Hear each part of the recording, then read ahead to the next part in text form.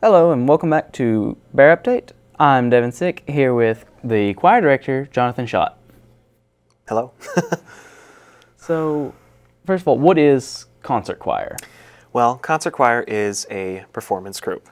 There are different types of choirs. There's show choir, which implies that there is to be a show put on. And there's such thing as a chamber choir, which implies a smaller group. Concert choir implies a larger group. And they rehearse specifically for the performance of concerts. So it's all about the music. It's all about the processing in. It's much like a church choir kind of service. But the choir, they process in, they perform on stage for an audience, and then they, of course, process out. So it's a formal performance for a choir, and they rehearse specifically for the purpose of performing a concert, hence the name concert choir. So do you know about how big the choir is and how many other performances they've had through the year? Yeah, right now we have about a dozen. I think the official number is 11. And we do have some alumni singing with us. But the choir is rather small, so concert choir is a little bit misleading, but hoping to increase those numbers by next year, if not next semester. Right now we only do about one concert per semester, so it's about 2 concerts a year, and the concerts are at the end of the semester. Last semester we had the honor of performing at the presidential inauguration for President Webb. And that, of course, featured Pikeville High School. That featured some faculty members from UPIKE. Mm-hmm. So performances, the number of performances can vary based on the semester if there are any special events. But typically, or at least right now, it's 1 per semester, so 2 years. There are 2 per year. So can you tell us about the next concert coming up and when it is? Certainly. It's May 6th at 6 p.m. in Booth Auditorium. We have a wide variety of music being performed, and the concert choir, all of them, are going to open the concert with 2 pieces. And then the gentlemen are going to step back and let the ladies perform 2 pieces. And then I do actually have a smaller chamber group. So I've got a select few students. They'll perform 2 pieces. And then it will be the men's turn for the performance of 2 pieces, and then the concert choir will close with another 2 pieces. So we've got 10 total. Each group has a certain number of pieces, or each member has a certain number of pieces to memorize. But it makes it a little bit easier. Instead of the whole group memorizing 10 pieces, well, you know, the ladies, they'll have 2 pieces. So far I've only got 8. So if a student wanted to join the concert choir, how would they go about doing that? Come talk to me. The way I audition for concert choir is very, very simple. You come to me, you sing anything you want. It could be your ABCs, it could be Twinkle Twinkle Little Star, which is the same melody, by the way, and then you could you could sing, you know, Lady Gaga. So the audition process is very, very low key, but you come sing for me, let me hear you, let me hear your voice, how you use it, how high your voice goes, how low it goes. I'll be testing that a little bit after the audition, but it's really simple. You come sing for me. I'll lead you through some vocal warm-ups. I'll take down some information. It's probably the most stress-free audition you'll ever have. Well, that would be good. So, you're a fairly new faculty member. How did you actually end up here?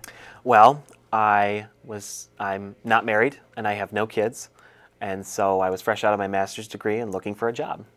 So I put in my applications. This was one that took, and my decision was pretty much made for me when the job was offered. What is your plan for the concert choir in the next year or year after? Well, the big plan is growth. There's plenty of good music in our library. The way a concert choir is separated, it's separated into parts. So you have 4 main parts. There's soprano, alto, tenor, and bass.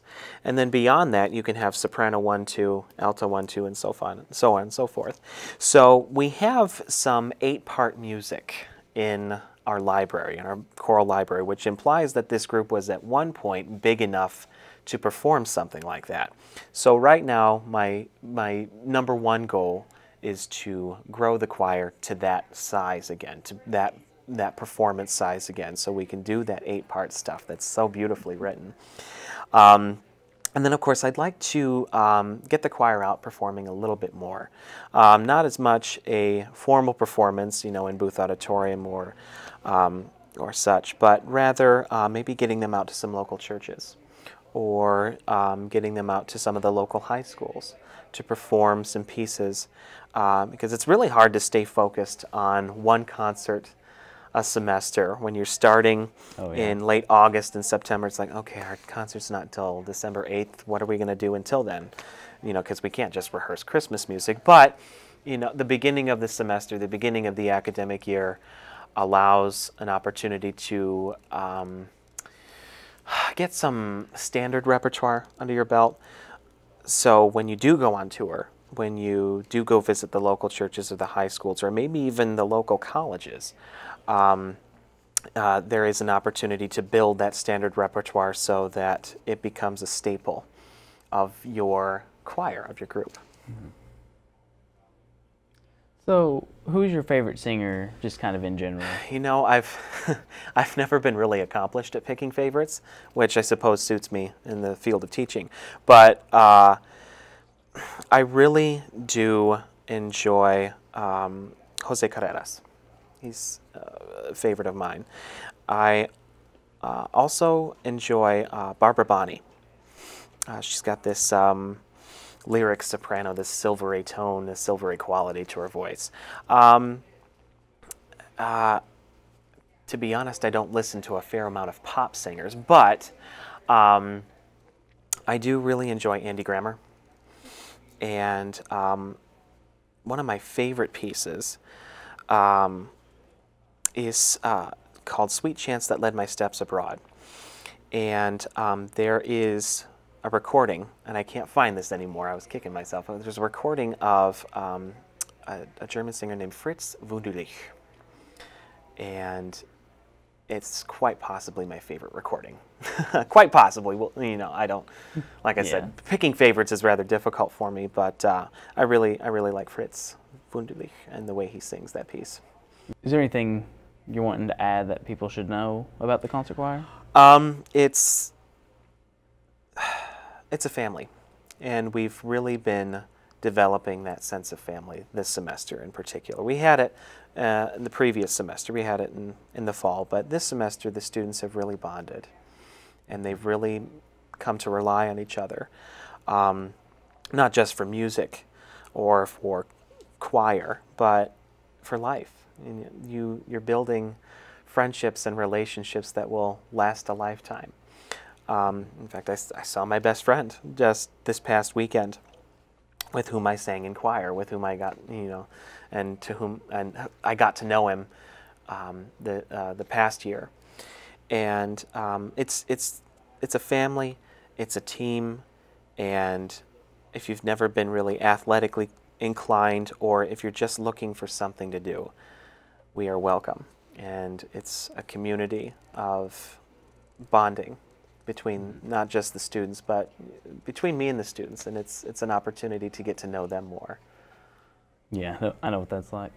So, just one last time, so everyone, there's no confusion. When and where is the next concert for the choir? May 6th, 6 p.m. in Booth Auditorium. Well, thank you for joining us, Jonathan. It was good talking to you. Thank you for having me. That'll wrap it up for this episode of Bear Update. I'm Devin Sick. Thank you for joining us.